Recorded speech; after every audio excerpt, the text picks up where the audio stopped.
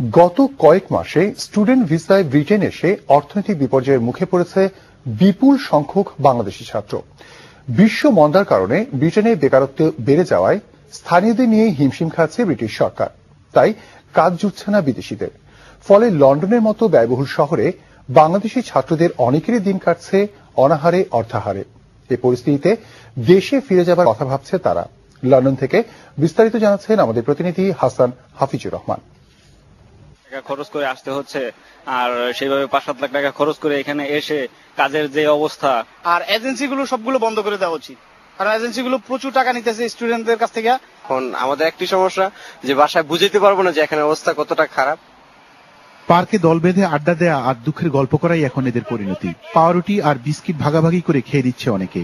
বিপুল অঙ্কের টাকা ব্যয় করে বিলেতে এসে এইসব ছাত্ররা ছুটছে জব সেন্টারগুলোতে। প্রতিটি জব সেন্টারে তীর্থের কাকের মতো বসে থাকে, আর একটি চাকরির জন্য শতাধিক প্রার্থী। বাংলাদেশ থেকে আরো স্টুডেন্ট আসতেছে, এরা আসলে আমাদের এখানে জবের অবস্থা আরো খারাপ হয়ে যাবে। অবস্থা খুবই খারাপ। সো আমি এখন চিন্তা করতেছি আমি দেশে ব্যাক করবো কিনা। সম্পূর্ণ নিশ্চয়তা ছাড়া কারো এখানে এইভাবে স্টুডেন্ট ভিসা নিয়ে না আসাটাই আমার মনে হয় ভালো। এসব ছাত্রদের নিয়ে জব সেন্টারের মালিকরাও পড়েছেন বিপাকে।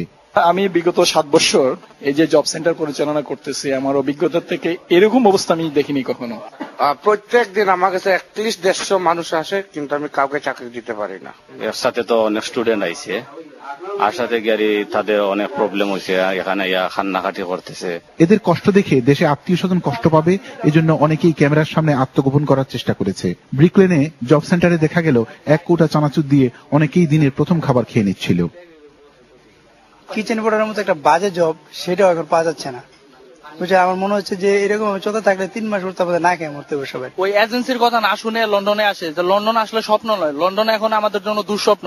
কলেজগুলোতে এনরোল করার ভিড় চলছে, কারণ এনরোল না করলে এখানে থাকা যাবে না। আর ছাত্রদের চাকরির নিশ্চয়তা দেওয়া কলেজ মালিকদের পক্ষে সম্ভব নয়, তবে পরামর্শ দিয়েছেন। আসার আগে চিন্তা করা উচিত যে আমার এনাফ মানি নিয়ে যেতে হবে, because I have to survive, I have to study there. কারো যদি পড়ালেখা ছাড়া আদার কোনো ইন্টেনশন থাকে, they have to think twice. এরই মধ্যে বাসস্থানের অভাবে অনেকেই মসজিদে আশ্রয় নিয়েছে, তবে আসন্ন শীতে সেটিও নিরাপদ আশ্রয় হবে না। যেই স্বপ্ন নিয়ে বাংলাদেশের ছেলেরা বিলেতে এসেছে, তাদের সেই স্বপ্ন এখন দুঃস্বপ্নে পরিণত হয়েছে।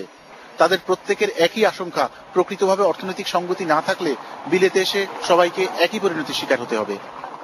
Hasan Hafizur Rahman, NTV news, London. সাবেক সেনাপ্রধান মইনুল আহমেদের বিরুদ্ধে